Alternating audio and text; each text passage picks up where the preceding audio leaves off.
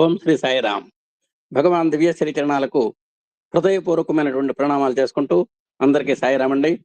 ఈరోజు రుద్ర మన అహం సత్యబోధక చెన్నై దివ్య జ్ఞాన యజ్ఞము ధారావాహిక డైలీ సత్సంగ్ కార్యక్రమాల్లో కార్యక్రమంలో భాగంగా ప్రతి సోమవారం జరుగుతున్నటువంటి రుద్ర భాష్యంలో భాగంగా ఈరోజు రుద్ర పరిశీలన, రుద్ర పరిశోధన, రుద్ర ప్రవచనకర్త అయినటువంటి శ్రీమాన్ డాక్టర్ డిఎస్ శాస్త్రి గారు, బ్రహ్మర్షి డిఎస్ శాస్త్రి గారు ఇవాళ చేస్తున్నారు.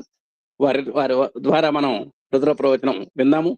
తదనంతరం మా ఆత్మీయ సోదరిమణి డాక్టర్ శంకర సరస్వతి గారు దాని మీద విశ్లేషణ చేస్తారు. ఇప్పుడు మనం డిఎస్ శాస్త్రి గారికి మన అధినేత దంపతుల తరఫున, మనందరి తరఫున హృదయపూర్వకమైనటువంటి స్వాగతం పలుకుతూ వారిని ప్రవచనం ప్రారంభించవలసిందిగా కోరుతున్నాం. ఓం శ్రీ సాయిరామ్. అందరికీ నమస్కారం. ఓం నమో భగవతే రుద్రాయ. ఇవాళ మనం 11 మంత్రాలు, 6వ అనువాకంలో 11 మంత్రాలు కంప్లీట్ చేసి 12వ మంత్రానికి వచ్చాము. కిందటిసారి మనం కలుసుకున్నప్పుడు ఈ 10, 11 9, 10, 11 ఆ మంత్రాల యొక్క ప్రత్యేకమైనటువంటి అర్థాన్ని, వీటిలో ఉన్నటువంటి కంటిన్యూటీని ఎంత చిత్రంగా అత్యంత శాస్త్రీయమైనటువంటి దృక్పథంతో వేద ఋషులు మనకు అందించినటువంటి మంత్రరూపకమైనటువంటి శాస్త్రాన్ని డిఫరెంట్ యాంగిల్స్లో మనం తెలుసుకునే ప్రయత్నం చేశాము.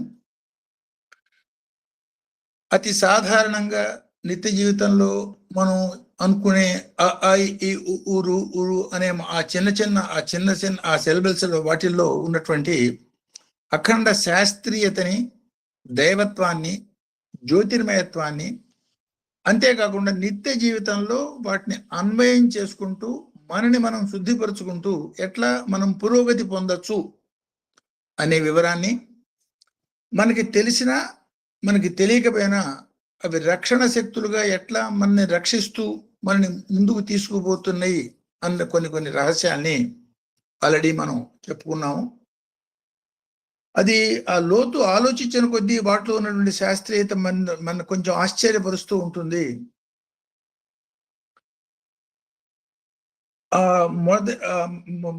మొట్టమొదటి గాయత్రి తత్వాన్ని గురించి మనం చెప్పుకుంటున్నప్పుడు మనం చెప్పుకున్నమాట, గయ త్రాణ ఇది గాయత్రి అన్న నిర్వచనం అదేదో యాదృచ్ఛికంగా వచ్చినటువంటి నిర్వచనం కాదు. అందులో ఉన్నటువంటి సశాస్త్రీయతని అనేక రకాలుగా ఎట్లా చూడొచ్చు మనం తెలుసుకున్నాము.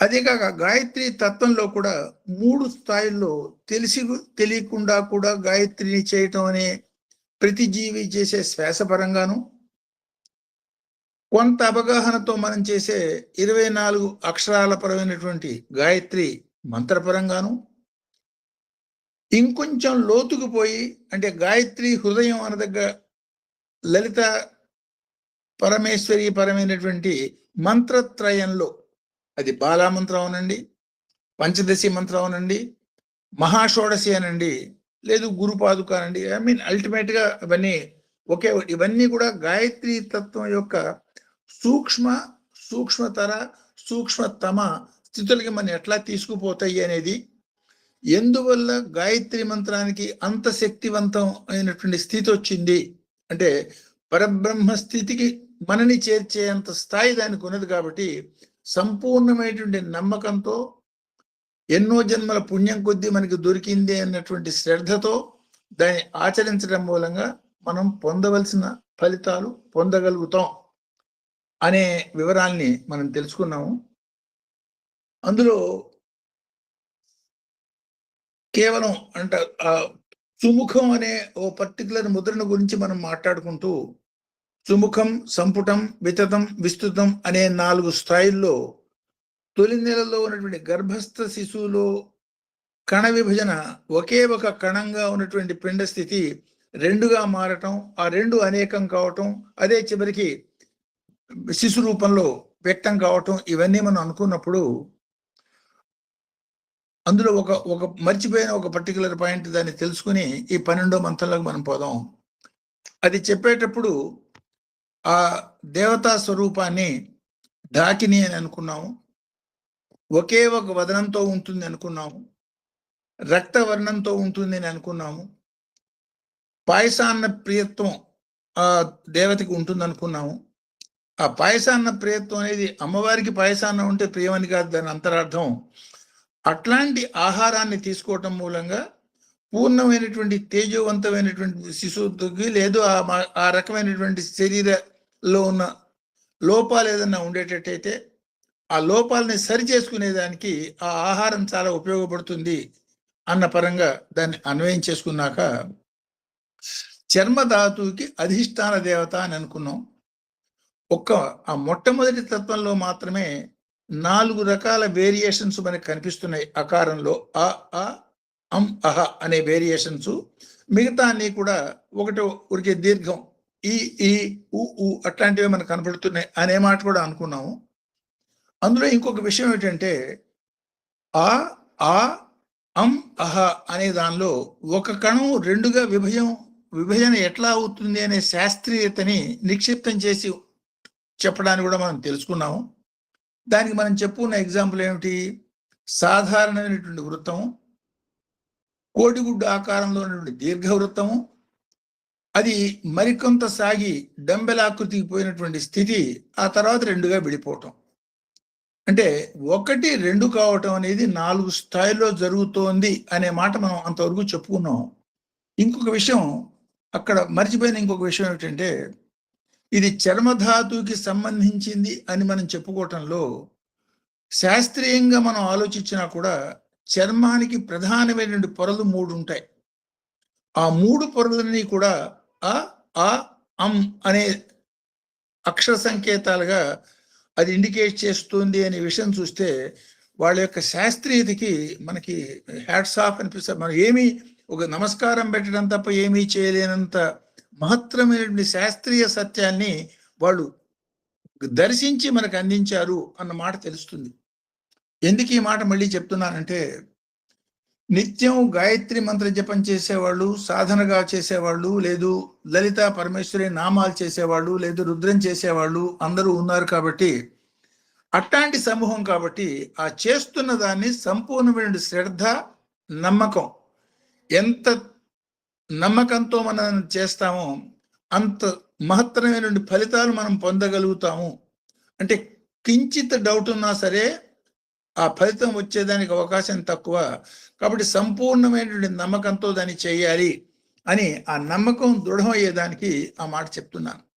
అంటే సాధనాపరమైనటువంటి విషయాలు వచ్చినప్పుడు కొంచెం టైం మనకి ఎక్కువ తీసుకున్నా సరే, ఎందువల్ల ఆ సాధనాపరమైన విషయాల్ని అన్వయం చేసుకునే జీవితంలో చేయటం మూలంగా పొందగలిగిన ఫలితాలు చాలా ఉదాత్తంగా ఉంటాయి.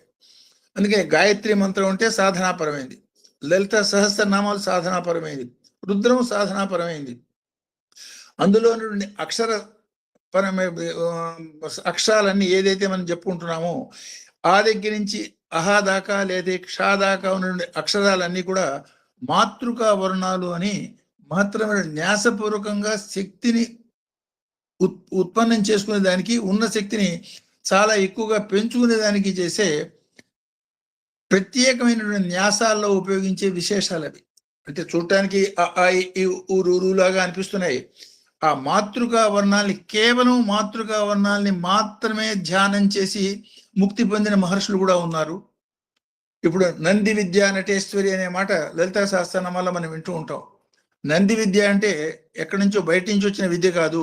అంటే నందీశ్వరుడు తను దర్శనం చేసుకుని విశ్వానికి అందించిన విద్య నంది విద్య. అంటే ఇవాళ మనం ఏమంటున్నాం, ఆ రీసెర్చ్ చేసి దాన్ని ఎస్టాబ్లిష్ చేసి పిహెచ్డి అంటున్నామే.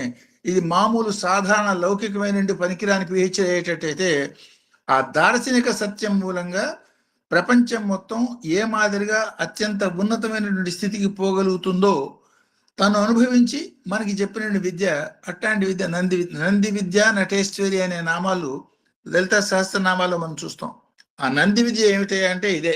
ఆ దగ్గర నుంచి అహా దాకా లేదు క్షా దాకా ఉన్నటువంటి అక్షరాల్ని ఏ పర్టికులర్ ఆర్డర్లో ఏ అక్షరం తర్వాత ఏ అక్షరం, దేనికి ఎంత దీర్ఘం, దేని ఎంత హ్రస్వం, ఆ మాదిరిగా చెప్పటం మూలంగా సాక్షాత్తు పరమేశ్వరు శివశక్తుల యొక్క అనుగ్రహాన్ని మానవుడు పొంది దర్శనం చేసుకోవచ్చు అన్నది నిరూపించిన వాడు నందీశ్వరుడు.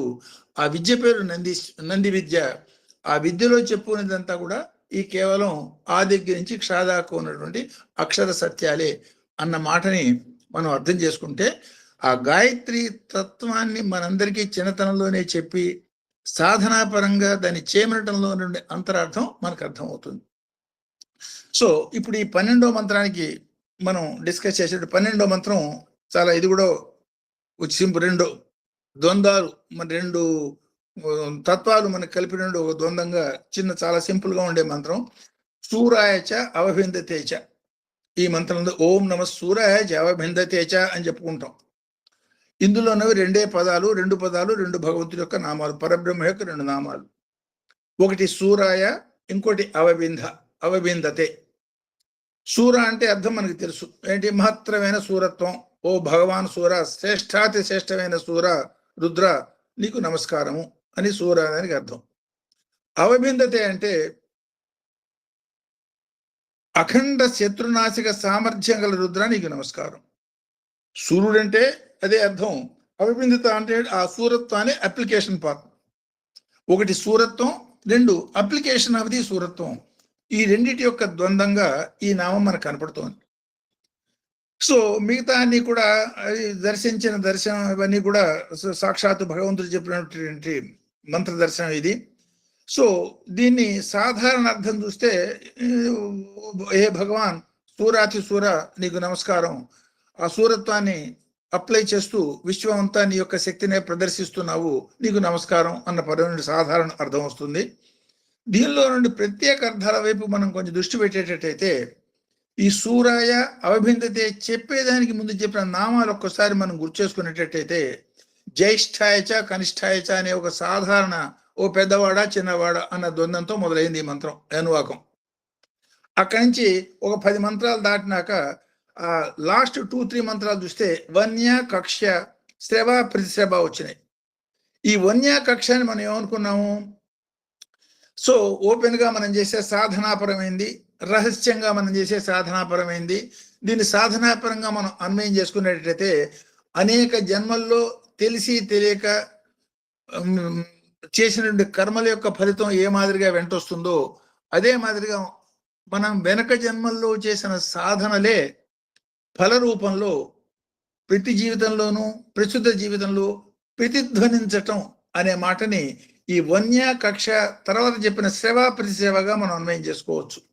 అంటే ఓపెన్ గా వనంలో చేసిన సాధనలాగా, లేదు కక్షలో ఏకాంత ప్రదేశాల్లో చేసిన సాధనలు ఏవైనా సరే, జన్మాంతరంలో మనం చేసిన అనేక రకాలైన సాధనలన్నీ కూడా మనకి శ్రవ ప్రతిసేవ ధ్వని ఏ మాదిరిగా ప్రతిధ్వనిస్తుందో ఆ మాదిరిగా మన జీవితంలో ప్రతిధ్వనిస్తాయి అన్న పరంగా ఆ శ్రవ ప్రతిసేవ మంత్రాన్ని అర్థం చేసుకునేటట్టయితే, ఆ తదుపరి మంత్రాన్ని ఆసుషేణ ఆసురథ అనే దాన్ని ఈ ప్రతిధ్వనిస్తుంది అని చెప్పినటువంటి విషయాన్ని చాలా వేగవంతమైన మనసు మూలంగా అవన్నీ జరుగుతున్నాయి కాబట్టి ఆ మనస్సుని స్థిరం చేసే ప్రయత్నంలో తీసుకోవాల్సిన అనేక రకాలైన జాగ్రత్తల పరంగా ఆ మంత్రాన్ని అన్వయం చేసుకుంటే ఆ తర్వాత చెప్పబడ్డటువంటి నామం సూరాయ అవభిందతే.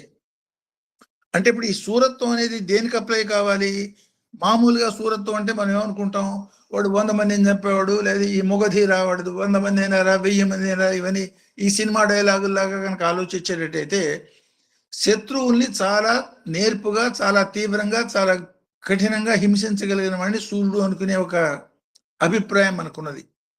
ఇక్కడ సూర అనే మాటకి అది కాదు అనేది ఆ బ్యాక్గ్రౌండ్ మంత్రాలన్నీ కలిపి మనకు అన్వయం చేస్తాయి. సో ఎవరిని సూర్యుడు అనాలి, అసలు ఏది సూరత్వం అనే చర్చ కొంచెం లోతుగా మనం ఆలోచించేటట్టయితే, రామాయణంలో కానీ భారతంలో కానీ అనేక రకాల పాత్రలు మనకు కనపడతాయి. రావణాసురుడు ఓ అఖండమైన బలవంతుడు, కుంభకర్ణుడు పుట్టుకతోనే సహజమైన బలవంతుడు, అని చూస్తుంటేనే వాడి చేయి కింద పడితే ఆ చేతి కింద పడి కొన్ని 100 మంది రాక్షసులు కపిషన్లు చనిపోయినారంటే ఆ చెయ్యి ఏమిటి అనాలి, ఆ మనిషిని ఏమనాలి? ఊహాతీతమైనటువంటి శక్తి సామర్థ్యాలు. సహజమైన బలవంతుడు. వాలి ఈ రావణాసురుడిని చంకలో పెట్టుకు తీసుకుపోయి ఎక్కడో రకరకాలుగా అక్కడ ఎక్కడ ముంచినవాడు. సో కార్తవీర్యార్జునుడు చేతులతోనే ఆనకట్ట కట్టినవాడు. రాముడు, లక్ష్మణుడు, ఎంతో మంది మహానుభావులు ఉన్నారు. హనుమంతుడు, ఎంతో మంది మహానుభావులు ఉంటే వీళ్ళందరిలో మహావీరుడు ఎవరయ్యా అంటే వీళ్ళలో మహావీరుని వాలి, వాలి కాదు, హనుమంతుడు మహావీరుడు అన్నారు. ఇంతమంది సహజమైనటువంటి వీళ్ళు జన్మాంతర సంస్కారాల చేత, తపోశక్తి చేత, సహజ బలం చేత, దేవతల వరాల చేత అనేక రకాలుగా శక్తులు యుక్తులు పొందిన ఎంతో మంది మహానుభావులు ఉంటే వాళ్ళందరినీ కాదని సాక్షాత్తు హనుమంతుణ్ణి మహావీరుడు అనడంలో ఉన్న అంతరార్థాన్ని వాళ్ళు చెప్పింది ఏమిటి? ఎవరైతే సంపూర్ణంగా అంతఃశత్రువుల్ని జయిస్తారో, కలిగి ఉంటారో, స్వాధీనం చేసుకుని ఉంటారో వాళ్ళనే మహావీరుడు అనాలి తప్ప మామూలు వాళ్ళు కాదు. ఈ సూరత్వం అనేది అరిషడ్వర్గ జయానికి సంబంధించింది తప్ప it is not connected to రాజ్యాలు జయించడం, లేకపోతే మనుషుల్ని చంపడం, లేదా కొండలు మోయటం, పిండి కొట్టడం, వాటికి సంబంధించిన సూరత్వం కాదు అన్న పరంగా ఈ సూర అనే మాటని అంది. సో అవభిన్నత అంటే ఏమిటి? దాన్ని ఎగ్జిబిషన్, దాని యొక్క ఎక్స్ప్రెషన్. సో ఈ పరంగా ఈ మంత్రాన్ని మనం అన్వయం చేసుకున్నప్పుడు, సో వేగవంతమైనటువంటి మనసు అని అంతకుముందు మంత్రంలో మనం చెప్పాం. సో ఆ మనస్సుని అరికెట్టేదానికి అనేక రకాల ప్రయత్నాలు మనం చేస్తూ ఉంటాం. గీతలో కృష్ణార్జున సంవాదం కనుక మనం వినేటట్టయితే అంతా చెప్పిన తర్వాత అర్జునుడు అంటాడు, ఏ మహానుభావ, నువ్వు చెప్పింది వినటానికి చాలా సొంపుగా బ్రహ్మాండంగా ఉంది, కానీ నువ్వు మనసుని అరికట్టు, దాని కథల్ని మోక ఇవన్నీ చెప్తున్నావు. ఒట్టి చేతులతో అడవిలో కారు చిచ్చుని ఒట్టి చేతులతో ఆర్పేదానికి ప్రయత్నం చేయటం అనేది మనసును అరికట్టడం కన్నా తేలికైన విషయం. అదేదో చాలా క్యాజువల్గా చెప్పేస్తున్నావు నువ్వు అనే మాట అంటాడు అర్జునుడు. దానికి కృష్ణుడి యొక్క సమాధానం అభ్యాసేన సాధ్యం అంటాడు. అంటే అభ్యాసంతోనే సాధ్యం సుమా, మాటలు చెప్పి సాధ్యమయ్యే విషయం కాదు. లేదు మనం ఉపన్యాసం చెప్పినంత మాత్రాన, విన్నంత మాత్రాన అయిపోయేది కాదు. స్వామి కూడా చెప్పినమాట, చెప్పుట సులభంబు చేయుట కష్టంబు, దాతకైన వారి తాతకైనా అన్నారు స్వామి. ఇది చెప్పినంత విన్నంత తేలిక కాదు. నిత్యం అనుక్షణం వదలకుండా సాధనలో దీన్ని సాధించాల్సిందే తప్ప వినటం అనేది ఎందుకంటే ప్రాథమిక స్థితి మాత్రమే. మనం ఎప్పుడు ఓ మాట చెప్పుకుంటుంటాం, knowledge, acceptance, practice, then only result. Knowledge లేని వాడికి అసలు ప్రాక్టీస్ అనేది ఆలోచన రాదు. ముందు అసలు నాలెడ్జ్ అనేది దాని విషయం మనకి తెలిస్తే, ఆ విషయం తెలిసిన దాన్ని ప్రాక్టీస్ చేసేదానికి మధ్యలో యాక్సెప్టెన్స్, మనం దాన్ని నమ్మాలి, యాక్సెప్ట్ చేయాలి. ఆ గాయత్రి మంత్రాన్ని గురించి, లేదు ఆ దగ్గర నుంచి క్ష దాకా ఉన్న మామూలుగా రోజు మనం పలికే అక్షరాల గురించి, లేదు ఆ గాయత్రి ముద్రలు, లేకపోతే లలిత, ఎందుకని సార్లు చెప్పుకున్నాము? అందులో సాధనాపరమైనటువంటి అంశం ఉన్నది కాబట్టి అది మనస్సుకి చాలా బలంగా నాటుకుంటే తప్ప, దాన్ని మనం యాక్సెప్ట్ చేస్తే తప్ప దాన్ని మనం సొంతంగా యాక్సెప్ట్ చేయలేం. ఇది సొంతం, నేను చేసి తీరాలి, చేస్తే దీని ఫలితం వస్తుంది అనే నమ్మకం కలిగినప్పుడు మాత్రమే దాన్ని సాధన రూపంలో పట్టుకురాగలుగుతాం. కాబట్టి ముందు కేవలం నాలెడ్జ్ ఈజ్ నాట్ ఎనఫ్. మనం మాట్లాడుకోవటం మూలంగా వచ్చేది నాలెడ్జ్. ఈ నాలెడ్జ్ని యాక్సెప్ట్ చేయగలగాలి. అది లాజిక్ ద్వారా కానీ, అనుభవం ద్వారా కానీ, లేకపోతే ఇతర జన్మాంతర సంస్కారం మూలంగా కానీ ఇప్పుడు యాక్సెప్ట్ చేయగలగాలి. యాక్సెప్ట్ చేసిన తర్వాత అంతటితో కూడా సరిపోదు, ప్రాక్టీస్ చేయాలి. ఆ 3 స్థాయిలు దాటిన తర్వాత మాత్రమే 4వది అయినటువంటి అనుభవం వస్తుంది. అదే 4 స్టెప్స్లో మూల కారణాన్ని చేరుకోవటం అన్న పరంగా కూడా దీన్నే అన్వయం చేసుకోవచ్చు. అందువల్లనే ఈ 4 మెట్లు జీవితాంతం, ఈ 4 మెట్లు 4 కనపడుతూ ఉంటాయి మనకి. యాక్చువల్గా పురుషార్థాలు కూడా 4 అన్నారు. నిజంగా 4 అనాల్సిన అవసరం లేదు, త్రివర్గం అనొచ్చు, 3 అనొచ్చు. కారణం ఏమిటి? ధర్మం, అర్ధకామాలు, మోక్షం. అర్థంలోనే కామం ఉంది, కామంలోనే అర్థం ఉన్నది. కామించామంటే అర్థం కాబట్టి, ఇష్టం కాబట్టి దాన్ని కామించాం. సో ధర్మార్థాలు ఒకటి చేస్తే 3. కానీ ఈ 4 అనేది బాల్య, యవన, కౌమార, వార్ధక్య, లేదు ఆశ్రమాలు చూసేటైతే బ్రహ్మచర్యం, గృహస్థాశ్రమం, వానప్రస్థం, సన్యాసం. అంటే దిక్కులు 4, మూలలు 4. వేదాలు 4, 3 వేదాలే కానీ 4 అన్నారు దాన్ని. ఎందుకని అప్లికేషన్ పార్ట్ని కూడా మీ లైన్లోకి తీసుకురా. అప్లికేషన్ లేకుండా ఉండేటట్టయితే మనం చెప్పుకుంటున్న వాటికి వింటున్న వాటికి ఉపయోగం చాలా తక్కువగా ఉంటుంది. కాబట్టి application side is very very important అన్న మాటని చాలా ఇండైరెక్ట్గా ఆ 4వ స్థాయి ఫలితకాండానికి దానికి తగ్గట్టుగా దీన్ని పట్టుకొచ్చి పెట్టాం. త్రయీ వేద అంటే వేదాలు 3 కానీ 4 అన్నారు. ఎందుకని అప్లికేషన్ పార్ట్ దాన్ని కూడా అధర్వణ వేదం is nothing but application part of మిగతా 3 వేదాలు. అట్లా జీవితంలో అప్లికేషన్ సైడ్కి మ్యాక్సిమం ఇంపార్టెన్స్ ఇచ్చిన సంస్కృతి ఏదైనా ఉన్నది అంటే అది భారతీయ సంస్కృతి. ఆ భారతీయ సంస్కృతిలోనే ఇప్పుడు పక్కవాడిని మనం చూసాం, మన జీవితంలో దాన్ని తెలుసుకున్నాం, ఇష్టపడ్డాం, ప్రాక్టీస్ చేసిన అనుభవంలోకి తెచ్చుకున్నాం. అట్లా పరంపరగా ఎంతోమంది మహానుభావులు వాళ్ళ జీవితాల్ని కేవలం దానికోసమే వెచ్చించి ఆ రహస్యమైనటువంటి సత్యాల్ని తెలుసుకుని ఆ తెలుసుకున్న సత్యాల్ని 10 మందికి పంచాలి అన్న తాపత్రయమే ఈ మంత్రంలో మనం చూడొచ్చు. సో ఈ సూరాయ అభిందిత అని చెప్పడంలో ఈ శత్రునాశకపరమైనటువంటి దాన్ని ఆత్మ సామ్రాజ్యంలో ఆ ఆత్మ అనుభూతి పొందగలగాలన్నప్పుడు సరైనటువంటి మనలోనే ఉన్నాయి. ఇప్పుడు భారతం కానీ రామాయణం కానీ ఆచంద్ర తారార్కం ఉంటారు. ఎందువల్ల ఆచంద్ర తారార్కం ఉన్నావు? ఏ పుస్తకమైనా సూర్యచంద్రుడు ఎంతకాలం ఉంటుందో అంతకాలం ఎట్లా దాన్ని చెప్పగలుగుతాము? అంటే రామాయణం అనండి, భారతం అనండి, పైకి కథల రూపంలో ఉన్న అవి నిజంగా కథలు కాదు. అనుక్షణం మనలో ప్రతి వ్యక్తిలోనూ అనుభవిస్తున్నటువంటి నిత్య సత్యాలు.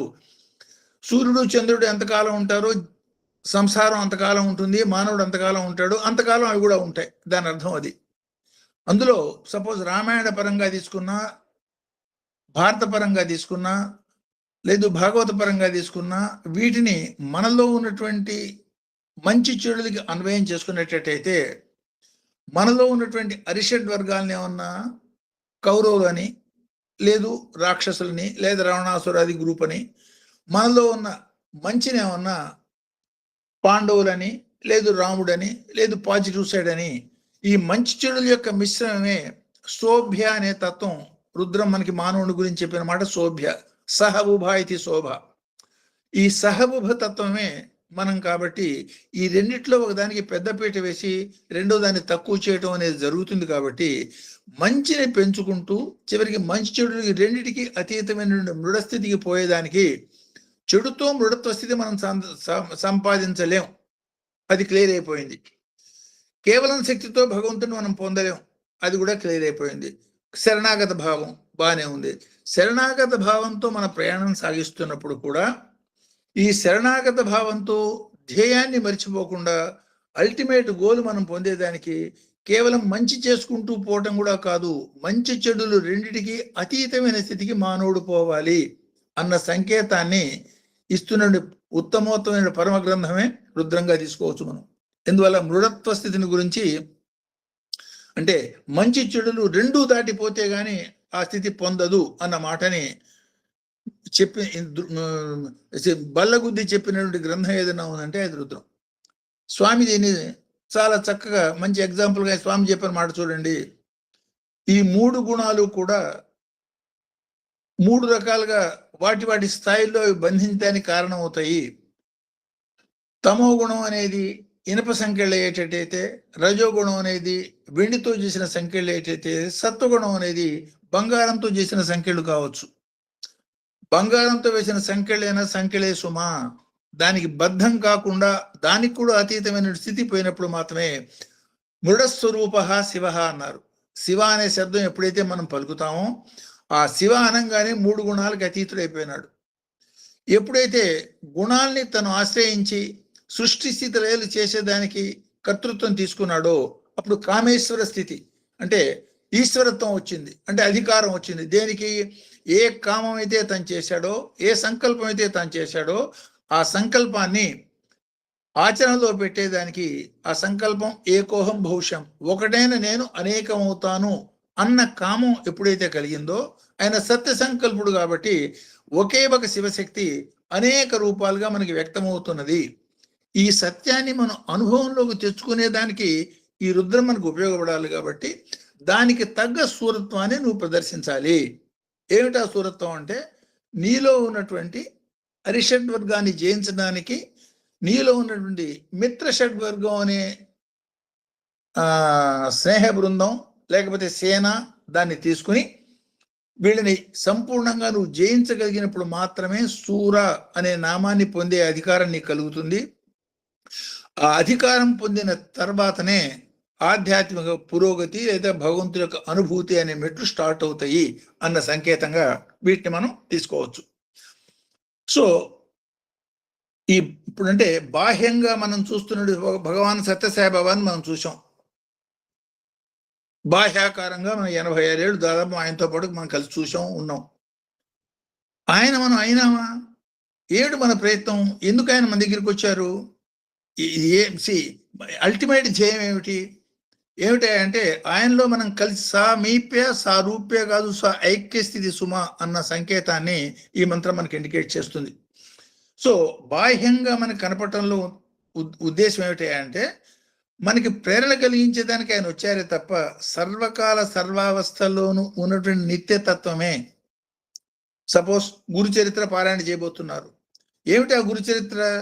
అల్టిమేట్గా ఒకసారి వచ్చింది, ఒకసారి పోయింది, ఆ టైంలో ఆయన వచ్చి చేశాడు అనే సర్వకాల సర్వావస్థల్లో నిత్య స్వరూపంగా ఉన్నటువంటి శక్తి ఒక పర్టికులర్ కాలంలో ఆనాటి అవసరాన్ని దృష్టిలో పెట్టుకుని ఆ ఉన్నటువంటి వ్యక్తులకి శక్తులకి ప్రేరణ కలిగించేదానికి ఒక ఆకారం తీసుకుని కొద్ది రోజులు మన మధ్యలో ఉండి ఆ తర్వాత కనుక వెళ్ళిపోయేటట్టయితే ఎంతకాలం మన మధ్యలో ఆ శరీరం తీసుకుని ఉన్నారో దాన్ని అవతారి అంటాం, దాన్ని చరిత్ర అంటూ ఉంటాం.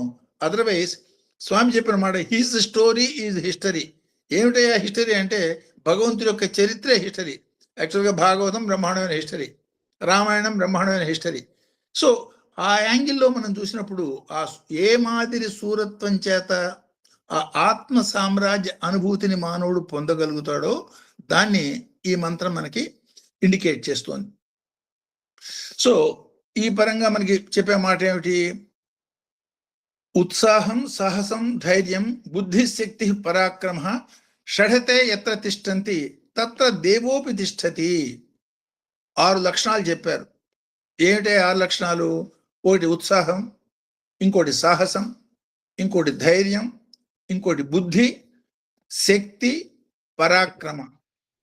ఈ 6 అంటే కూడేడంగా ఒకే మాదిరిగా ఉన్నట్టుగా కనిపించే వాటిలో చిన్న చిన్న వైరుధ్యాలు ఉంటాయి. వీటి గురించి మనం ఏమనుకున్నాము? దీన్నే మిత్ర షడ్వర్గం అన్నాం. ఈ 6 మిత్రుల యొక్క సమూహాన్ని అండగా తీసుకుని 6 శత్రువుల్ని కామ క్రోధ మద మోహ లోభ మాత్సర్య వాటిని జయించిన వాడిని మాత్రమే మన మహాసూరుడు అనొచ్చు. అదర్వైజ్ ఈ may become only A normal person, not more than that. సాధకుడు, ఇంకా సాధన పూర్తి కాలేదు, ఇంకా సూరత్వం రాలేదు అన్న విధానంగా అన్వయం అవుతుంది. సో వీటిల్లో చిన్న చిన్న తేడాలు ఎట్లా మనం అర్థం చేసుకోవచ్చు అంటే, ఫర్ ఎగ్జాంపుల్ ఉత్సాహం. ఒక పని మనం చేద్దాం అనుకున్నాం, లేదు ఈ సత్సంగం 5 ఏళ్ళు 6 ఏళ్ళు 10 ఏళ్ళు జీవితాంతం కంటిన్యూ చేద్దాం అనుకున్నాం, లేదు గురు చరిత్ర పారాయణ చేద్దాం అనుకున్నాం, లేదు రుద్ర అభిషేకం చేద్దాం అనుకున్నాం. చేస్తున్నది ముందు సానుకూలమైన పని, పురోగతికి సంబంధించిన పని ఎన్నుకోవటం అనేది మొదటి మెట్టు. ఆ చేసే పనిని మెకానికల్గా ఈశ్వరోమంటూ కాకుండా ఎందుకురా చేస్తున్నాం, ఎప్పుడు పూర్తి అయిపోతుంది అన్నట్టుగా కాకుండా ఆనందిస్తూ పరమ ఉత్సాహంతో చేయగలగటం. అంటే చేయవలసిన పనిని అత్యంత ఉత్సాహంతో చేయడం. స్వామి చెప్పారు చేయటం. ఒక సందర్భంలో, నా జీవితంలోనే జరిగింది. ఒక సందర్భంలో ఏదో పని చేద్దాం అనుకున్నా. నేను పని చేద్దాం అనుకుంటే పక్కవాడు ఎవరికి చెప్పలేదు. అంటే కోపం వచ్చింది. ఆ కోపం నా వైపు నుంచి నా లెక్క ప్రకారం నేను చాలా ధర్మంగానే నడుస్తున్నట్టు, అవతల వాడు అధర్మం చేశాడు కాబట్టి వాడిని నేను పనిష్ చేయాల్సిన బాధ్యత నా మీద ఉన్నది, చేద్దామన్న భావంతో చేసేద్దామని నిర్ణయించుకుంటే స్వామి కల్లోకి, మా మిసెస్ కల్లోకి వచ్చి స్వామి చెప్పిన మాట, ఆ పనులన్నీ శాస్త్రం చేయొద్దను. సరే, నా కల్లోకి వచ్చి డైరెక్ట్గా చెప్పొచ్చు, నా కల్లోకి రాకుండా ఆవిడ కల్లోకి వచ్చి నాకు చెప్తే నేను కొంచెం ఆశ్చర్యపోయాను. నిజంగా నీకు చెప్పారంటే, లేకపోతే మీరు ఏం చేస్తున్నారో నాకు చెప్పలేదు కదా అంటే, అవును నిజమేను, మీకు ఎన్నడూ చెప్పలేదు, ఈ మాట చెప్పారంటే స్వామి చెప్పినట్టే అని స్వామి చెప్పారు కాబట్టి నేను చేస్తున్నాను, కానీ మనస్ఫూర్తిగా చేయటం ఇష్టం లేదు. 2 రోజులు 3 రోజుల మధ్యలో కొంచెం కోపంగా, తాపంగా, అయిష్టంగా స్వామి చెప్పారు, ఇందులో నేను చేసిన తప్పేమిటి, స్వామి చెప్పారు కాబట్టి మనం చేయాల్సి వచ్చింది. 2 రోజులు పోయినాక, 2-3 రోజులు పోయినాక స్వామి మళ్ళీ కల్లో ఆవిడికి అట్లా స్వామి చెప్పారు కాబట్టి చేస్తున్నాను అనే భావంతో చేసేటది చేయాల్సిన అవసరం లేదు, తోచింది చేయమను, ఫలితం అనుభవించమన్నాను. అంటే చాలా క్యాజువల్గా. ఈసారి పూర్తి షాక్ తిన్నట్టు అయింది నా పని. అంటే ఏమన్నమాట, పైగా దానికి ఆయన ఇచ్చిన ఎక్స్ప్లెనేషన్ ఏమిటి, నీకు మనసులో ఏం చేస్తే రైట్ అనుకున్నావు అది నువ్వు చేశావు. తప్పు చేసేవాడు కూడా వాడు నేను రైటే చేస్తున్నాననే ఉద్దేశంతోనే చేస్తాడు. నీ మనసుకి తోచింది నీకు రైట్ అయితే వాడి మనసుకి తోచింది నీకు వాడికి రైట్ కాదా? నాకు ఆ లాజిక్కి తలకాయ తిరిగినట్టు పని అయింది. అంటే ఈ ధర్మ సూక్ష్మం ఎంత సూక్ష్మంగా ఉంటుంది, పట్టుకోవడం ఎంత కష్టం అని. అంటే ఉత్సాహంగా చేయటం, కాములుగా చేయడం, భజనే ఉన్నది. ఉత్సాహంగా మనస్ఫూర్తిగా చేశాము, అక్కడ భజనలో భగవంతుని అక్కడక్కడ జనింపజేసేది భజన, భజన. సో లేదు మెకానికల్గా చేసాము, ఆ గంట పూర్తవుతుంది, లేదా 24 గంటలు పూర్తయిపోతుంది, సంవత్సరం కూడా పూర్తవుతుంది. సో చేయవలసిన కార్యాన్ని సంపూర్ణమైన ఉత్సాహ ప్రోత్సాహాలతో చేయటం అనేది భక్తుడి యొక్క మొదటి లక్షణం కావాలి అనే మాటని ఆ ఉత్సాహం అనే పదం చెప్తుంది. సాహసం ఏమిటి, మనం చేసేదానికి సాహసం ఎందుకు? 5 ఏళ్ల పాటు, 6 ఏళ్ల పాటు, 10 ఏళ్ల పాటు కంటిన్యూగా అందులో ఏమిటి సాహసం? అనేక రకాలైనటువంటి అననుకూలమైన పరిస్థితులు వస్తూ ఉంటే మధ్యలో, అది సాధన కావచ్చు, చేయదలుచుకునే కార్యక్రమంలో కావచ్చు. దానికే ఓ మాట పెద్దవాళ్ళు మాట చెప్తారు, ఆరంభించరు నీచమానవులు విఘ్నాయాస భయంబుచే. దోలో అడ్డాలు వస్తాయేమో అనే ఉద్దేశంతో మంచి పని మొదలే పెట్టరు కొంతమంది. ఆరంభించి పరిత్యజింతురు మధ్యములు, కొంతవరకు దూరం చేసినాక అమ్మమ్మ లాభం లేదు, కష్టం వస్తుందని కానీ కష్టాలు ధరించడానికి మానేస్తారు. చిట్ట చివరి దాకా పూర్తి అయి తీరాలి, మనం చేసే తీరాలని పట్టుదల పెట్టి చివరి దాకా చేస్తారు ధీరులు. కాబట్టి ఆ ధీరత్వాన్ని గురించి చెప్తున్నాడు. అనేక రకాలైనటువంటి అవరోధాలు కలిగే అవకాశం ఉంటుంది. మంచికి అవరోధాలు ఎక్కువ. కారణం ఏమిటి? అది పరీక్ష అన్న భావంతో నువ్వు చేయదలుచుకున్న మంచిని సంపూర్ణమైన ధైర్యంతో చేస్తున్నావా, దానికి ఉండవలసిన సాహసం నీలో ఉన్నదే, దాన్ని సాహసం అన్నారు. సో ధైర్యం అంటే ఏమిటి? తన మీద తనకి సంపూర్ణమైన నమ్మకం, భగవంతుని మీద సంపూర్ణమైన నమ్మకంతో కలిగి ఉండటాన్ని ధైర్యం అన్నారు. ఏమిటి ధైర్యం? స్వామే నా ధైర్యం. హనుమంతుడికి ఏమిటి ధైర్యం? రాముడే ధైర్యం. విభీషణుడికి ఏమిటి ధైర్యం? ప్రహ్లాదుడికి ఏమిటి ధైర్యం? 5 ఏళ్ళ 6 ఏళ్ల పిల్లవాడు, 10 ఏళ్ల పిల్లవాడు ప్రహ్లాదుడు. ఏమిటి నీ ధైర్యం అంటే హరి నా ధైర్యం అంటాడు. అంటే హరి నా ధైర్యం అని చెప్పగలిగిన ధైర్యం తనలో ఉండాలి. ఆ నమ్మకం, తన మీద తనకి నమ్మకం ఉండాలి. హరి ఉన్నాడు, నాకు నువ్వు వస్తాడన్న నమ్మకం తన మీద తనకు ఉండాలి, హరి మీద ఉండాలి. ఆ దృఢమైనటువంటి నమ్మకం తన మీద, తను నమ్మిన దైవం మీద పెట్టుకోగలగటాన్ని ధైర్యం అంటారు. సో వివేకం ఉన్నప్పుడు తెలివితేటలు ప్రతివాడికి ఉంటాయి. ఆ తెలివితేటలు స్వార్థపరమైనది కాకుండా లాంగ్ రేంజ్లో దూరం ఆలోచించినప్పుడు దురాలోచన కాకుండా దూరాలోచన కావాలి. ఆ దూరాలోచనలో ఇవాళ నాకు ఇది లాభం అనిపిస్తోంది, లాంగ్ రేంజ్లో చివరికి అల్టిమేట్ గోల్ నాకు ఉపయోగపడుతుందా ఇది, ఆ మాదిరి వివేకంతో మనం చేస్తున్న పని అంటే పదునైనటువంటి తెలివితేట, అంటే విచక్షణతో కూడిన పదునైన తెలివితేటని వివేకం అనొచ్చు. సో విచక్షణ అంటే ఏమిటి? హంస అంటాం, సోహం హంస అని చెప్తూ ఉంటాం, హంసవాహిని అంటూ ఉంటాం. నిజంగా హంసకి పోయిందే? పాలు నీళ్లు వేరు చేసి పాలని మాత్రమే స్వీకరించే లక్షణం, అంటే మంచి చెడుల్లో మంచిని మాత్రమే ఎన్నుకోగలిగినటువంటి నేర్పరితనం ఏదైతే ఉందో దాన్ని విచక్షణ అన్నారు. సో దీనికి విజ్ఞానం ఏమిటి? ఓ పని మనం చేయదలుచుకున్నాం, సపోజ్ ఓ భజనే, ఓ కార్యక్రమం చేయదలుచుకున్నాం. ఆ భజనలో దానికి పాడగలిగిన వాళ్ళు, దానికి చేతైన వాళ్ళు, లేదా ఇంకోటి దాని వెనకాల నుండి దాని బ్యాక్గ్రౌండ్, దానికి సంబంధించిన భక్తి, అంటే ఆ సమస్తమైనటువంటి దాన్ని నాలెడ్జ్ యాక్సెప్టెన్స్ అంటామే, అవసరమైన నాలెడ్జ్ మొత్తాన్ని, ఆ విజ్ఞానం ఏదైతే మనం పని చేయదలుచుకున్నామో ఆ సంబంధితమైన జ్ఞానం పొందేదానికి కావాల్సిన మొత్తాన్ని సమకూర్చుకోగలగటం దాని విజ్ఞానం. సో ఈ 6 లక్షణాలు ఎవరిలో అయితే ఉంటాయో ఆటోమేటిక్గా అక్కడ భగవంతుడి నివాసం ఉంటాడు అన్న మాటని ఈ 6 ఒక కోతిలో కనిపించినాయి కాబట్టి ఆ కోతి కాస్త భగవాన్ హనుమాన్ అయింది. అట్లా దీన్ని మనం అర్థం చేసుకోవచ్చు. సో ఈ కామక్రోధ మద మోహలోభ వాత్సర్యాలు వీటన్నింటి కూడా సెంటర్ పాయింట్ కామం కాబట్టి దాని చుట్టూతానే మిగతా అన్ని తిరుగుతూ ఉంటాయి కాబట్టి, అంటే కామం తీరలేదు కోపం వస్తుంది, కామం తీరుతూ పోయింది మదం వస్తుంది, తీరుతుందో తీరలేదని సందేహం కలిగింది మోహం వస్తుంది, మనకి తీరలేదు పక్కవాడికి తీరింది లోభం కలుగుతుంది. సో మాత్సర్యం కలుగుతుంది. తీరుతుందో తీరదో అన్న సందేహం కలిగినప్పుడు లోభం కలుగుతుంది. అంటే ఇది అయిపోతుందేమో, శక్తి అయిపోతుందేమో, అట్లాంటి ఆ స్థితిలో లోభం కలుగుతుంది. అంటే పైకి 6 వర్గాలు 6 లక్షణాలు నెగిటివ్ లక్షణాలుగా కనపడుతున్నా వాటిలో సెంటర్ పాయింట్ కామం అనే మాట మనకు అర్థమవుతుంది. అదే పురుషార్థాల్లో కూడా ధర్మ అర్థ కామాన్ని చెప్పడం చూడొచ్చు.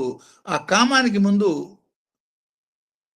కామానికి తర్వాత మోక్షాన్ని, అర్థానికన్నా ముందు ధర్మాన్ని పెట్టడం చూడొచ్చు. అంటే అర్ధ కామాలు ఒకటిగా కనుక మనం చేసేటట్టయితే ఆ ఒకే ఒక పురుషార్థమైన అర్ధకామాన్ని ఒక పక్క ధర్మంతోనూ ఇంకో పక్క మోక్షంతోనూ ఎంబిడ్ చేసి ఉండటం చూడొచ్చు. అంటే పాయిజన్ అయినా సరే అది క్యాప్సులైజ్ అయిపోయినప్పుడు ఏమీ చేయలేకపోవటం. ఇది శివుడు గొంతులో విషం మొత్తాన్ని దాచాడు. ఎందుకు ఆ గొంతులోనే దాచడం? జంక్షన్ పాయింట్లో పెట్టి పైకి కిందికి కదలడానికి వీలేకుండా చేసి అటుపక్క ఇటుపక్క వ్యాపించడానికి వీలేకుండా చేసే స్థితిగా, అంటే సంపూర్ణమైనటువంటి అరిషడ్వర్గ నాశనం సాధ్యం కాకపోవచ్చు, దాని మీద నీకు సంపూర్ణమైన కంట్రోల్ సాధించావా చేసేటట్టయితే ఆటోమేటిక్గా అమృతత్వ అనుభూతికి, ఆ సూరత్వానికి నీకు పర్మిషన్ లభిస్తుంది అన్న సంకేతంగా దీన్ని మనం చూడొచ్చు. సో సపోజ్ అప్లికేషన్ పార్ట్, ఇప్పుడు సూరాయ అనుకున్నాం, అవబింధతే, ఈ అవబింధతని ఎట్లా ఎగ్జిబిట్ చేశాడో ఒకసారి మనం చూసేటట్టయితే విశ్వమంతా ఉన్నది ఒకే ఒక తత్వం, అదే శివశక్తి అనుకున్నాం. సోమ అంటే దాన్ని సహ ఉమ అనుకున్నాం. సహ ఉమ అంటే ఉమతో కలిసినటువంటి పరమేశ్వరుడు అని. ఆ పరమేశ్వరుడు యొక్క శక్తే విశ్వం అంతా వ్యాపించింది అని అనుకున్నాం. విశ్వమంతా వ్యాపించి తన శక్తే ఉన్నా కూడా అందులో ఉన్నటువంటి తరతమాల్ని, అంటే మంచి చెడులని వేరు చేసి ధర్మ అధర్మ, ధర్మము తనే అధర్మము తనే, రెండిటికి అతీతుడు కాబట్టి అధర్మ మార్గంలో భగవంతుణ్ణి పోలేకపోవటానికి, ధర్మ మార్గంలో పోగలగటానికి అవకాశాలు ఆ మాదిరిగా ఉన్నాయి. కాబట్టి అధర్మ మార్గంలో ఎవరైనా కనుక ప్రవర్తిస్తుంటే అక్కడ వాడిని ఆపి ఆ అధర్మ మార్గం నుంచి వాడిని అధర్మం వల్ల కలిగే ఇబ్బంది వాడికి కలిగించి తనంతట తానుగా మళ్ళీ ధర్మ మార్గం వైపు మళ్ళీ దానికి అవకాశాలు కల్పించే శక్తి పరమేశ్వరుడు. అందువల్ల ఏమవుతుంది, అధర్మం చేసిన వాడిని పైకి శిక్షించినట్టుగా కనపడుతుంది, కానీ అది శిక్ష రూపంలో ఉన్నటువంటి మహత్తరమైన భగవంతుడి యొక్క కరుణ అనే భావన మనం ఇందులో తీసుకోవచ్చు. సో దీన్ని కనుక లౌకిక జీవితంలో మనం చూసేటట్టయితే, నిత్య జీవితంలో అనేక రకాలైన భారత భగవతాది కథల పరంగా జరిగిన వాటి పరంగా అన్వయం చేసి మనం చూసుకునేటట్టయితే, బోళా శంకరుడు అంటాం యూజువల్గా. పైకి చూడటానికి ఎట్టా ఉంటుంది, భస్మాసురుడిగా వరం ఇచ్చాడు, విష్ణుమూర్తి వచ్చి వాడిని రక్షించేదానికి ప్రయత్నం చేసేదానికి ఈయన డాన్స్ చేసి అవన్నీ కథలుగా చెప్తాం. సో అంటే విష్ణుమూర్తికి శివుడికి తేడా లేదు. విష్ణుమూర్తికి తెలిసింది ఈయనకి తెలియక ఇచ్చాడా? ఆ ఈటంలో ఏమిటి, సంపూర్ణమైన తన మీద తనకున్న సంపూర్ణ ధైర్యం, నమ్మకం, ఎట్లాంటి పరిస్థితి అయినా సరే దేన్నైనా సరే కంట్రోల్ చేసి ధర్మ మార్గంలోకి వాడిని తిప్పి తీసుకుపోగలుగుతాను అన్న ఆత్మస్థైర్యం కూడా మనం అందులో చూడొచ్చు. సో ఇదే బోళాశంకరుడిగా మనకి పై కనిపించే శివుడే అనేక రకాలైన వరాలు అనేక రకాలంగా ఇస్తూ ఒక పక్క కనపడుతున్నా సరే, బ్రహ్మకి విష్ణువుకే వరం ఇచ్చే సమర్థత తనతో పాటు ఉన్న ఆయన యొక్క తత్వాన్ని మనం అనుకున్నాం. సపోజ్ కుబేరుడు ఈయనకి మిత్రుడు.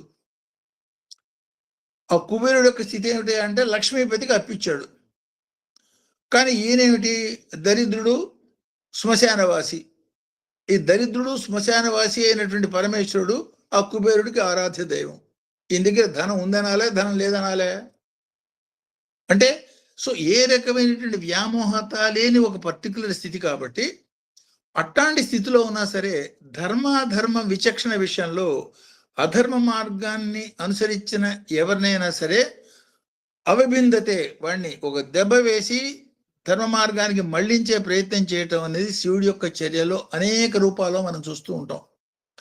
అంటే ధర్మాభిమానిగా శివుడు ధర్మద్రోహాన్ని సహించలేకపోవటం అనొచ్చు, లేదు అధర్మ నివారణ కోసం చూసిన కర్మలు కనుక చూసేస్తే బ్రహ్మ శిక్షణ్ జగన్మిత్రం అనే ఒక పదం మనం చూస్తూ ఉంటాం. ఆయనకి పంచముఖుడి అయినటువంటి బ్రహ్మకి తలలో కలిగిన ఒక ఆలోచన ఎప్పుడైతే నెగిటివ్ ఆలోచన కలిగిందో వెంటనే ఆ పై తలకాయని తీసి పారేస్తాడు. అది క్షణంలో గోటితోట గిల్లేసినట్టుగా. దానివల్ల బ్రహ్మని శిక్షించాడు. దేనికోసం? జగత్తుకి మిత్రుడు కానీ బ్రహ్మనే శిక్షించాడు. అంటే సృష్టికర్త అయిన బ్రహ్మ చేసిన చిన్న అవకరమైనటువంటి అధర్మ ఆలోచన కూడా సహించలేని తత్వం ఓ పక్క, అత్యంత బోళాశంకరత్వం ఓ పక్క, ఈ రెండింటి యొక్క సమ్మేళనంగా శివతత్వాన్ని మనం అర్థం చేసుకోవచ్చు. దక్షయజ్ఞ నాశనం. ఏమిటి ఆ దక్షయజ్ఞ నాశనం?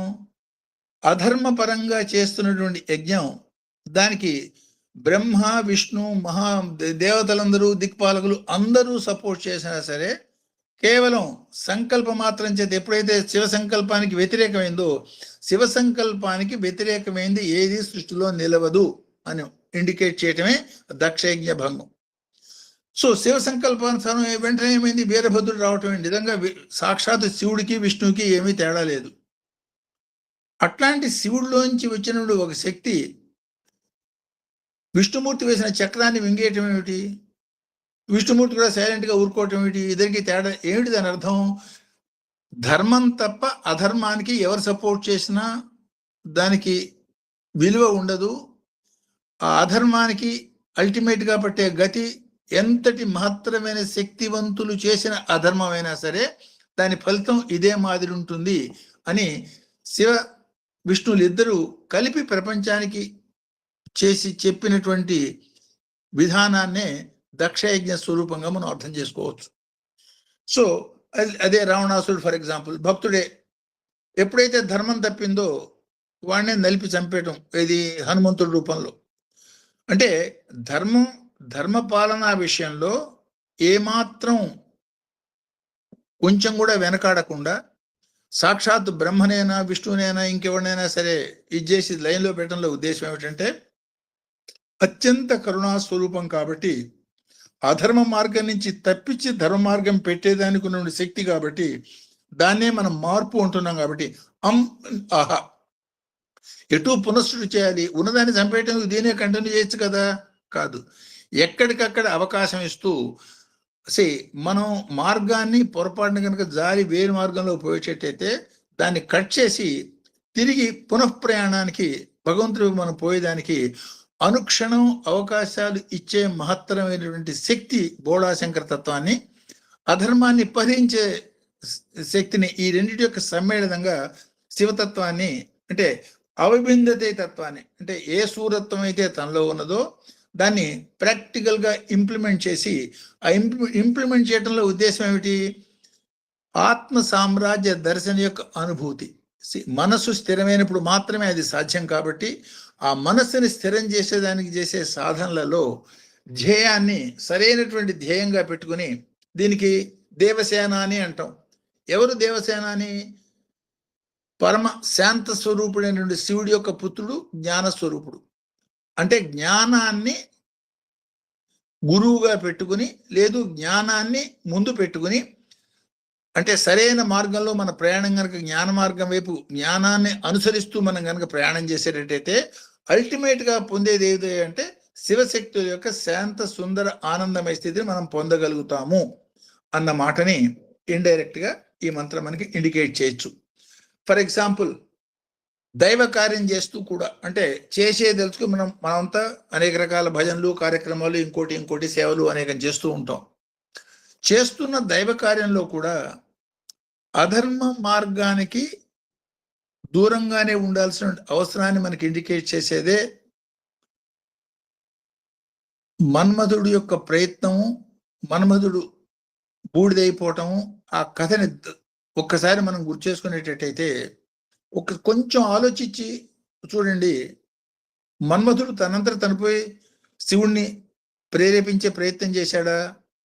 దేవతలందరూ సమిష్టిగా ఆయన రిక్వెస్ట్ చేశారు కాబట్టి పోయినాడు. సాక్షాత్తు దేవేంద్రుడే ఆయన ఆహ్వానించి ఈ పని మీద పార్వతీ పరమేశ్వరుని కలిపే ప్రయత్నం చెయ్యి, నువ్వు తప్ప మా ఎవరి వల్ల సాధ్యం కాదు అని పంపించాడు. అంటే అతను పోయింది దైవ కార్యం మీద పోయినాడా, సొంత కార్యం మీద పోయినాడా? సాక్షాత్తు దైవ కార్యం మీద పోయినాడు. దైవ కార్యం మీద పోయిన వాడికి జరిగిన పని ఏమిటి? వాడి శరీరం కాల్చేవతల పారేశాడు, బానే ఉంది. శరీరం కాల్చేవతల పారేశాడు, బూడిదైపోయినాడు మన్మథుడు. పోనీ మన్మథ సంకల్పం ఏమిటి? పార్వతీ పరమేశ్వరుని ఏకం చేయాలి. ఆ సంకల్పం జరిగిందా, జరగలేదా? మన్మథుడు చేసింది తప్పు అయ్యేటట్టయితే ఆ మన్మథ సంకల్పం ఎందుకు పూర్తి చేశాడు? మన్మథ సంకల్పాన్ని పూర్తి చేస్తూ పార్వతీ పరమేశ్వరులు ఒకటి కావటం, ఆ కుమార సంభవం కావటం, ఆ తర్వాత తారకాసుడు చనిపోవటం, ఇవన్నీ కూడా జరిగినాయి కదా. మరి మధ్యలో ఏ పని అయితే శివుడు చేయదలుచుకున్నాడో అదే పనిని మన్మథుడు ప్రేరేపించినా సరే, మరి మన్మథుడు ఎందుకు భస్మం అయిపోయినట్టు దాన్ని ఎట్లా మనం అర్థం చేసుకోవాలి? అది కొంచెం తార్కికంగా ఆలోచిస్తే అందులో ఉన్నటువంటి ఆధ్యాత్మికత మనకి ఇట్లా గోచరిస్తుంది. సో చేసిన ప్రయత్నం దైవ కార్యం మీద మన్మథుడు పోయినా కూడా అతను చేసిన ప్రయత్నం ఏమిటంటే శివుడిలో కాముకత్వాన్ని ప్రేరేపించే ప్రయత్నం చేశాడు. అది తప్పు, కాబట్టి శరీరం భస్మమైంది. అతని భావం చాలా గొప్పది. చాలా గొప్ప భావంతో జగత్ కళ్యాణం కోసం పార్వతీ పరమేశ్వరుని ఒకటిగా చేసి దర్శనం చేసుకోవాలనే భావంతో ప్రయత్నం చేసిన గొప్ప సాధకుడు మన్మథుడు.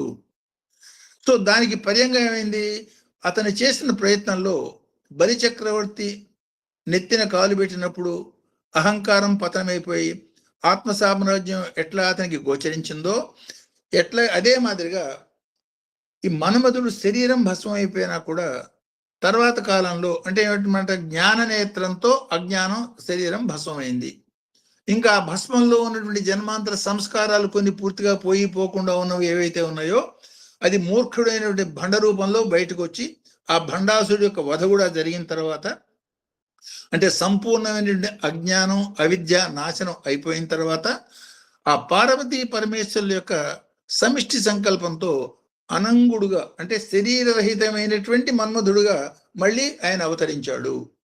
అంటే ఏమన్నమాట అర్థం?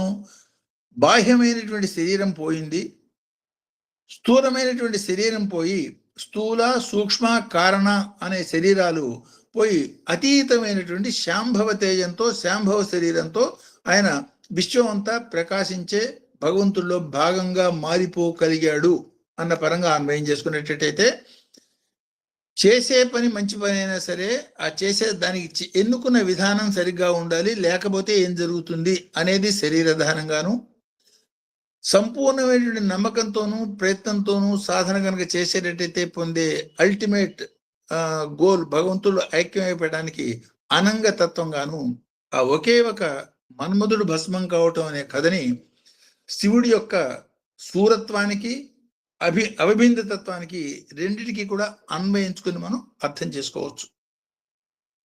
సో కాబట్టి ఈ మంత్రం మనకి ఇచ్చే సాధనా సూచికం ఏమిటంటే అమృతానందం పొందేదానికి అరిషడ్ వర్గాన్ని జయించడం ఇంపార్టెంట్ కాబట్టి ఆ ప్రయత్నాన్ని సాధన అంటున్నారు. కాబట్టి సాధనా మార్గంలో స్థూలం నుంచి సూక్ష్మ వైపు ప్రయాణం చేస్తూ మానవుడు ప్రయాణం చేయాలి. సో ఈ మంత్రం యొక్క భావనా శ్లోకాన్ని ఇట్లా మనం చెప్పుకోవచ్చు. శూరం వీరం మహాశూరం శూన్యకాపురి నాశనం శివోహం స్థితి ప్రాప్త్యర్థం ఏకబిల్వం శివార్పణం. ఆయనే సూర్యుడు, ఆయనే వీరుడు, ఆయనే మహాసూర్యుడు. శూన్యకాపురి అంటే నెగిటివిటీ, మనలో ఉన్నటువంటి నెగిటివిటీ, మనలో ఉన్నటువంటి అరిషడ్ వర్గాలు పూర్తిగా ఎప్పుడైతే నాశనం అయిపోతాయో మనకి ఆయనకి ఉన్నటువంటి తేడా అంటే బియ్యపు గింజ మీద ఉన్న పొర ఏదైతే ఎప్పుడైతే పోయిందో, పొరపోతే వడ్ల గింజ కాస్త బియ్యపు గింజ అయిపోయినట్టు బియ్యపు గింజ భగవంతుడు, వడ్ల గింజ మానవుడు. కాబట్టి మనం చేయవలసింది లోపల బియ్యపు గింజని చేయవలసింది ఏం లేదు, ఆ పైన అడ్డంగా ఉన్న పొట్టు తీసేస్తే సరిపోతుంది అన్న పరంగా ఆ అహంకార మమకార అరిషడ్ వర్గ నాశనం అప్పుడు పోయినప్పుడు వచ్చే స్థితిని శివోహం స్థితి కాబట్టి వాటి యొక్క నాశనానికి శరణాగతుడినే నేను నిన్ను ప్రార్థన చేస్తున్నాను అన్న పరంగా దీన్ని మనం అన్వయం చేయొచ్చు.